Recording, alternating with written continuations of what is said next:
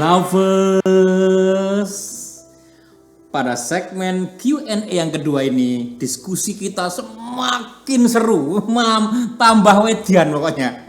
Karena channel ini ternyata menjadi perhatian juga dari lovers yang berwawasan luas dan well educated. Terlihat dari komen-komennya yang sangat berisi, sangat bernas. Jadi pembahasan kita tuh semakin seru. Ini yang membuat Mas Ari makin semangat, makin dalam pembahasannya. Bahkan sekarang Babaran Channel ini menjadi referensi diskusi di beberapa tempat-tempat penting. Termasuk juga dari beberapa kerajaan-kerajaan yang masih eksis hingga hari ini. Beberapa pelurusan sejarah yang dilakukan Galeri Pusaka Indonesia ini diaminkan oleh para beliau ini. Matur sembah nuwun, ngarso dalem juga yang sudah mendukung daripada konten kita ini. Terus ikuti, terus kritik kami, dan terus berikan kami data-data baru sehingga pembahasan kita akan semakin luas dan semakin dalam. Dan kita semakin mencintai sejarah dan bisa mengambil nilai dari sejarah itu. Langsung kita masuk ke dalam Q&A kita.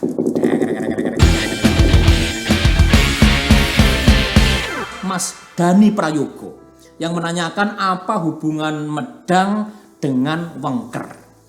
Setelah dijawab simpel oleh kami, ternyata masih bertanya lebih lanjut. Wah, ini artinya kan Mas Dhani ini punya wawasan yang lebih mendalam dari sekedar yang diketahui umum dan gak puas dengan jawaban sederhana. Kan wengker merupakan pangeran medang. Gek Mas Dhani ini sejarawan. Nah, gini ceritanya. Tahun 929 Medang dipindahkan Empu Sendok ke Jawa Timur. Baru pada tahun 986 Wengker berdiri menjadi kadipatennya Medang. Jadi berapa tahun kemudian tuh? 50 tahun lama seumur Mas Ari. Nah, bisa dipastikan Wijayawarma yang menjadi adipati tentu terah.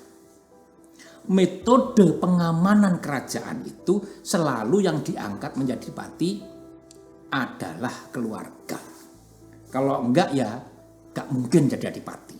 Kalaupun ada yang qualified, kompeten, tapi bukan terah, itu biasanya dikawinkan dulu dengan keluarga raja. Political marriage. Gitu. Nah, peristiwa penting lain tahun 991 terjadi pergantian raja. Dharma Wangsa Teguh naik tahta dan pada tahun 1006 Wengker yang di bawah Adipati Wijayawarma dan Waram yang menjadi Adipati Wurawuri melakukan tindakan makar. Menjadi pionnya Intel Sriwijaya. Direkrut oleh Intel Sriwijaya untuk melakukan penyerangan pada waktu acara pernikahan Erlangga. Sudah pernah kita ceritakan di episode dulu. Nah, kan pasti mereka itu dengan pasukannya menyamar jadi apa istilahnya kalau pengantin itu pagerayu, pagerayu. Jadi undangan malah mungkin. Jadi undangan pernikahan. Berhasil masuk ke dalam acara pernikahan dan menewaskan Dharma Wangsa. Nah, setelah itu kemudian masing-masing mendirikan kerajaan merdeka. Mengangkat derajat kadipatennya menjadi kerajaan masing-masing yang merdeka. Pada tahun 1030, Wengker dan Waram ini kemudian dikalahkan lagi oleh Erlangga. Dan kembali diturunkan menjadi kadipaten Medang. Begitu perjalanan sejarah berdirinya Wengker. Naik turun. Kayak roller coaster. Wengker ini nantinya baru luar biasa di masa kerajaan Milwatikta. Ada jagoan dari sana. Kita akan bikin episode khusus untuk ini. Janji, catat dulu. Terima kasih Mas Dhani Prayogo. Mas Winarto S. Ini luar biasa.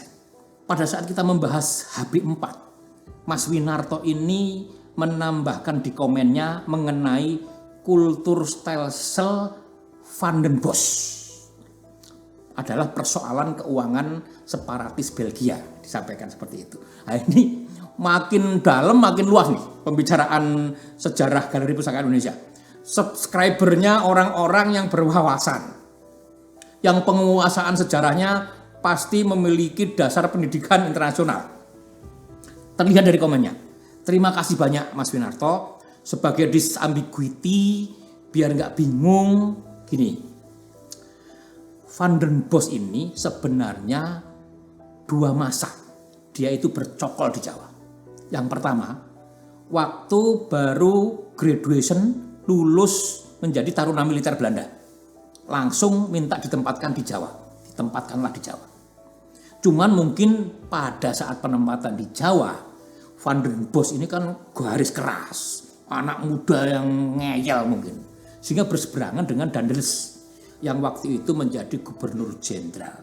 Lah kolonel lawan jenderal wajur, timun lawan duren, remuk, mutiar. Terus disuruh pulang kampung. Tapi biar begitu kariernya karena wong pinter tetap gemilang. Sehingga pasca perang Jawa tahun 1830 Mas Van den Bosch ini balik lagi menjadi gubernur jenderal Hindia Belanda. Wolak wali ing zaman. Top loh Van den Bosch ini. Nah ini benar yang disampaikan Mas Winarto. Kultur stelsel oleh Van den Bosch dirubah menjadi kerja rodi untuk menanggulangi keuangan Belanda. Pertama, karena perang Jawa yang memakan daya tahan kerajaan Belanda. Dari tahun 1825 sampai 1830. Ini menggerus habis APBN Belanda.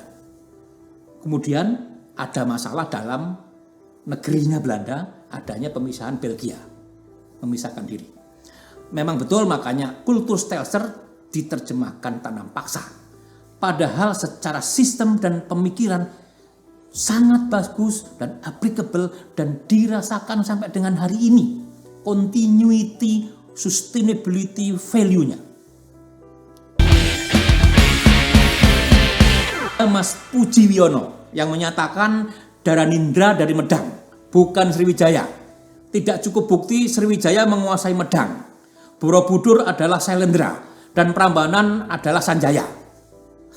Enggak apa-apa Mas Pujiwiono kalau meragukan Sriwijaya. Sejarah kan memang banyak versi, banyak angle. Silakan memilih yang dipercaya asal data pendukungnya mencukupi. Wong yang bilang Sriwijaya fiktif juga ada. Coba saja di googling, pasti juga ada yang seperti itu. Tapi jejak Sriwijaya ini sebenarnya jelas. Ini adalah hasil tim Galeri Pusaka Indonesia melakukan cross reference dari berbagai prasasti dan tulisan-tulisan Melayu, India, dan Cina. Jadi sahih. Pertama, Borobudur bernafaskan Buddha karena Sriwijaya waktu itu merupakan pusat ilmu dan perkembangan Buddha, di mana pendiri asli Medang adalah Hindu. Banyak yang menyepelekan hal ini karena menganggap ya sama aja antara Hindu dan Buddha, padahal sedikit sebenarnya kesamaannya. Jadi logika sejarah yang membawa Buddha ke Jawa adalah Sriwijaya. Nah, kalau masa pembangunan Prambanan, sebenarnya Wangsa Sanjaya asli mungkin sudah tidak ada. Karena sudah terjadi proses asimilasi dan diaspora selama 200 tahun dengan Sailendra. 200 tahun tidak sedikit. Dan Rakai Pikatan sebagai pembuat Candi Prambanan kan naik tahta menjadi raja karena mengawini Pramodawardhani, putri Raja Samaratungga. Nah, Raja Samaratungga inilah yang Sailendra. Jadi Rakai Pikatan itu pasti bukan karena tapi karena ngawini.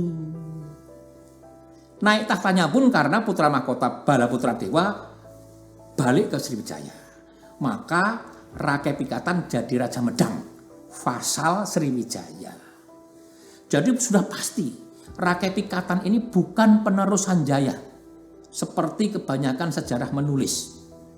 Kemudian masalah finansial yang dibutuhkan untuk membangun Borobudur dan candi-candi Buddha lainnya di Jawa. Karena Sriwijaya pada saat itu punya kemampuan finansial yang luar biasa, sangat kaya. Sehingga merupakan kerajaan yang paling punya kemampuan untuk melakukan itu. Hal lain yang penting adalah sistem perdagangan, pertahanan, dan komunikasi juga membuat Medang menjadi talasokrasi yang luar biasa. Ini kan metode Sriwijaya yang diaplikasi.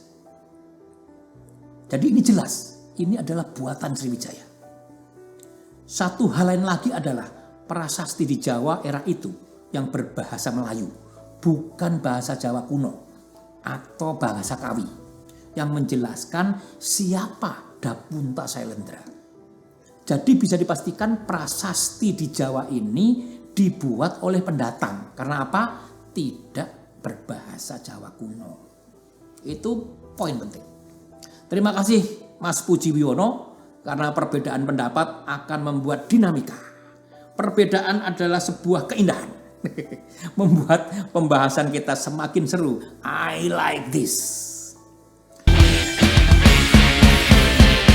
Mas Adi Vitara Kamil, my favorite, membahas episode menyangkut keengganan Mas Ari mengisahkan cerita-cerita magis. Menyatakan bahwa etika moralitas Islam mengenal dimensi gaib jadi wajar kalau ada supranatural pada keris. Mas Ari mau menyampaikan bahwa sampai batas tertentu ada memang yang kemampuan metafisik. Kok jadi suaranya begini? Tetapi dalam sejarah kan sering terjadi pendongengan tokoh-tokoh yang dianggap luar biasa. Nah, hal ini yang Mas Ari hindari. Karena sulit pertanggungjawabannya, my bro. Kayak misalnya pena yang dirapal berubah jadi keris, krek jadi keris, ya kan? Terus batu berubah jadi gunung, ya kan? Kalau gunung berubah jadi batu split ya banyak buat bangun tol. Nah, kayak gini kan di luar nalar. Jadi kita hindari. Satu lagi diskusi yang keren dengan Mas Adi Vitara Kamil yaitu gini, yang adik ipar Sunan Kalijaga itu bukan Empu Supo Mandrangi, tetapi Empu Supodrio yang menikahi Dewi Rasawulan. Ini perlu diluruskan karena banyak yang menganggap Empu Supo Mandrangi adik ipar Sunan Kalijogo. Rancu sejarahnya karena namanya mirip Empu Supodrio, sama-sama empu pembuat keris. Sama-sama bermarga Supo. Tapi ya itu, memang keduanya kakak beradik. Mas Badria Alfa menanyakan Bubat di mana?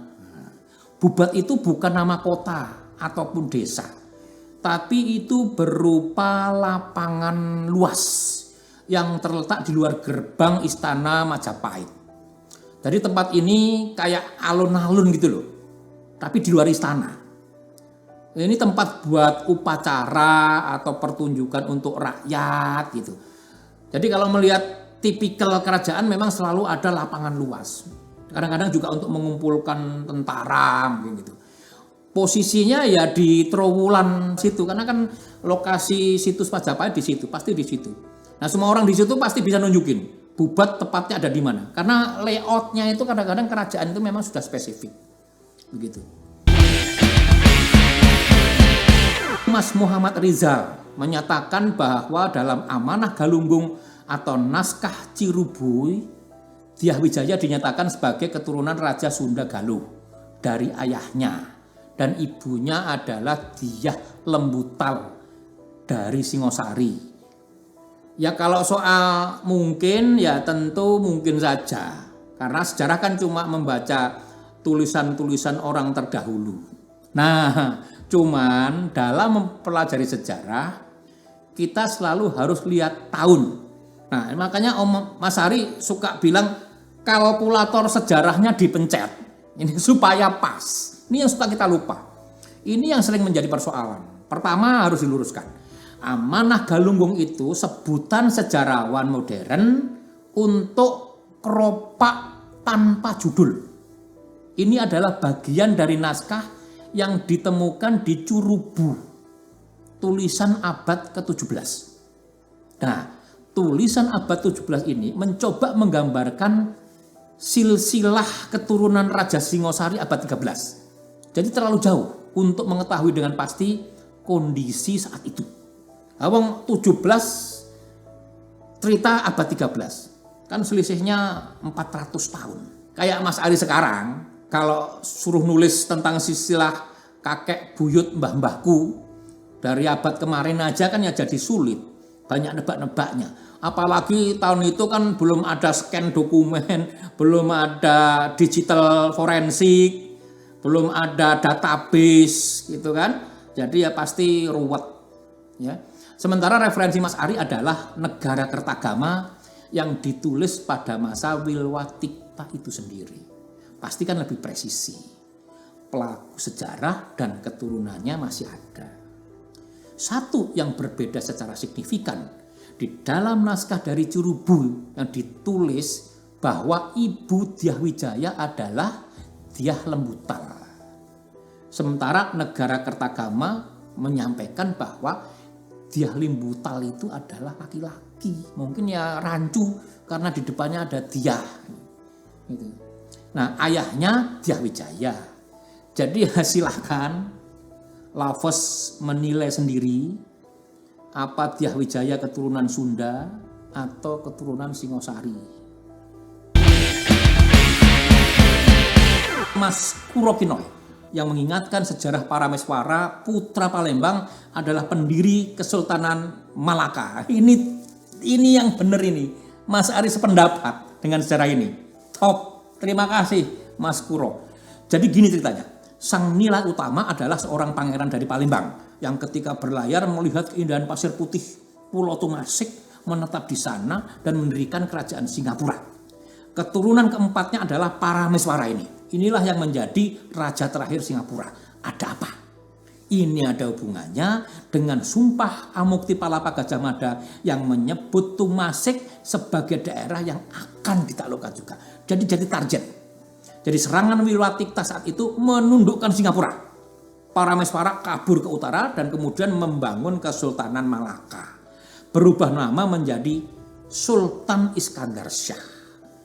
Keturunannya lagi membuat Kesultanan Johor. Seru gak? Berkaitan ini Singapura, Malaka, Johor yang bikin orang Palembang dan keturunannya wong kita galo top. Mas Adli Akbar yang menyarankan bahwa jangkung untuk semua umur.